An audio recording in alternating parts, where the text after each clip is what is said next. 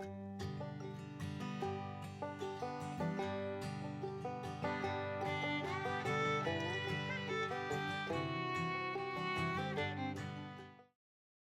am Stan Bindell for Preserving Arizona Wilderness, and we are in the Mount Baldy Wilderness for Episode 6.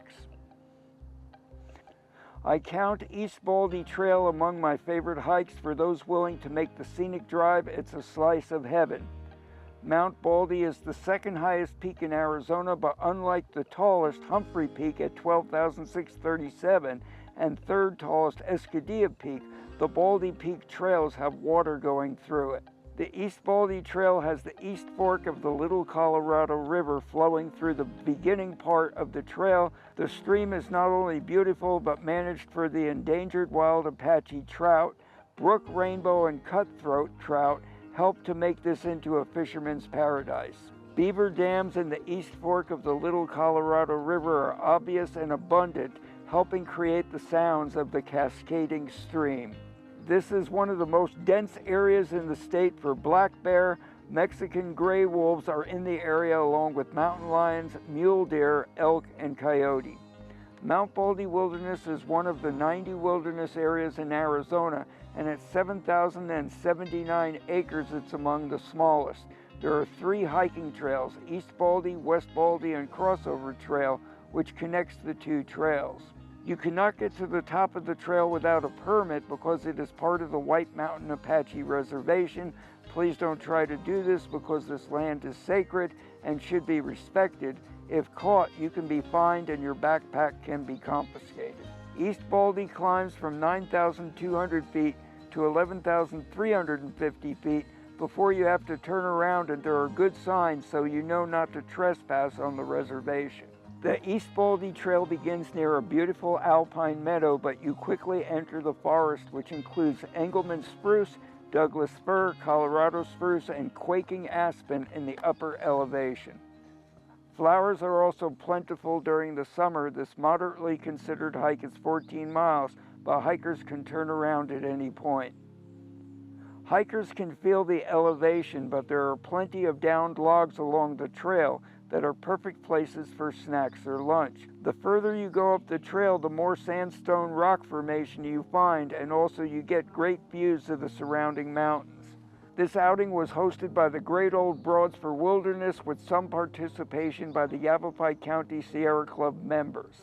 Jenny Cobb, a Prescott resident and active member with Great Old Broads, also served as the gourmet chef as Great Old Broads provided the inexpensive but wonderfully tasting meals. My most favorite thing to do right now is planning meals. And the gal that used to be the chuck wagon, she's sort of retired from it right now, so I took over. And I've been invited to cook for groups, and I've cooked for groups of broads up to about 70 people. Right now we're just cooking for 13, but it's wonderful. The Great Old Broads for Wilderness, we're celebrating our 35th anniversary this year. We're advocates and stewards and educators for wild lands. And we have broadbands around the country, and it's all grassroots. I've been with Great Old Broads for 14 years, and it's wonderful to donate our time to the advocacy of saving and preserving our wilderness areas for the future. I had come off the river with a group of Mother Nature ladies a week on the San Juan in 2010, and we went to the river fair in Dolores, Colorado, and there was Ronnie Egan was tabling for broads, so we discovered broads and signed up with broads. And then 3 years later, my friend Audrey said, we're going to go to boot camp and become broads leaders. And all of a sudden, you know, you're part of the whole advocacy scene. And most of what I do is advocacy, and second of all, stewardship. What they did was they created broadbands, and the broadbands have been around probably about 12 years now then. And so I've been the broadband leader in Yavapai County since April of 2013. And another thing about being a broad is when I was little, I climbed every tree in sight. So this is like a dream come true, working out here in our wildernesses. But I look at the trees and I don't think I can scale that tree like I did when I was a small person. Well, I love the White Mountains. It's the first place I came to in Arizona in 1973 at Thanksgiving time. And the meadows and the green, it's just beautiful here.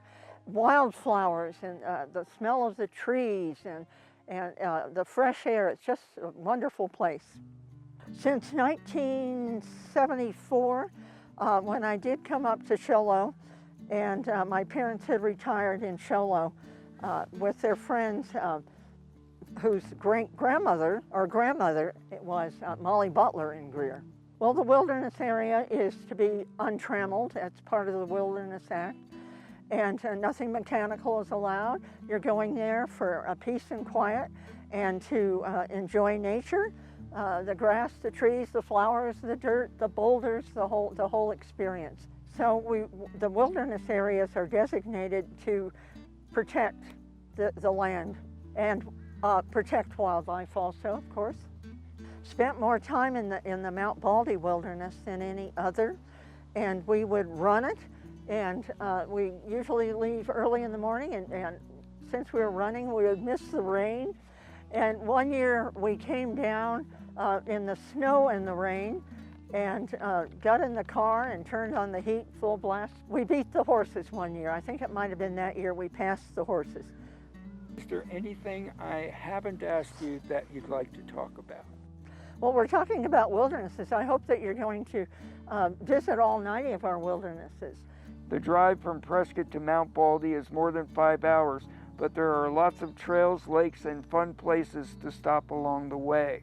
Lee Valley Reservoir is just a couple miles from Baldy and offers a serene place to fish, boat, or hike. Mount Baldy is accessible to all vehicles. Dogs are allowed but should be leashed. East Baldy Trailhead and West Baldy Trailhead are only about 4 miles apart, with Wind Campground located in between the two, giving a great place to camp among the aspens. I am Stan Bindell for Preserving Arizona Wilderness. Please join us for our next adventure.